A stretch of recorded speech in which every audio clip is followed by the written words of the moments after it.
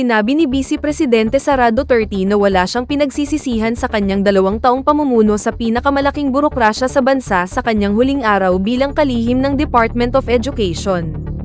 Gayunpaman, kinilala ni Duterte sa kanyang huling talumpati bilang kalihim ng Department of Education noong Huwebes, na hindi niya nagawang makita ang 8 proyekto at inisyatiba ng DepEd hanggang sa matapos, dahil sa maikling panahon. Ang huling araw ni Duterte sa pwesto ay ang seremonyal na paglilipat ng DepEd sa Huwebes.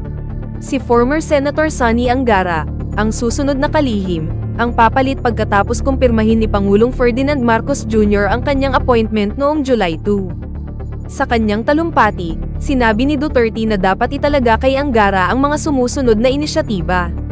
Matatag Center, Matatag Portal, DepEd Digital Education, Overtime Pay for Teachers, a revised senior high school curriculum, universal school-based feeding program for kindergarten learners, calamity fund for teaching and non-teaching personnel, at HMO or health insurance for teaching and non-teaching personnel.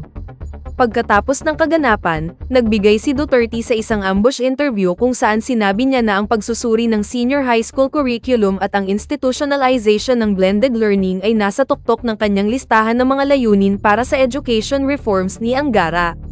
Ayon sa Vice Presidente, ang mga bagay na iyon ay bibigyan ni Angara ng pangunahing prioridad dahil naiintindihan niya ang kahalagahan nito. Tinanong ang mga reporter kung pinagsisihan ni Vice President Duterte ang kanyang panahon sa DepEd, at sumagot siya, hindi. In fact, it is with a heavy heart that I leave the Department of Education, pahayag ni Duterte. Nagustuhan ko ang trabahong ito. Minahal ko ang mga taong nakatrabaho ko sa Department of Education, dagdag pa niya.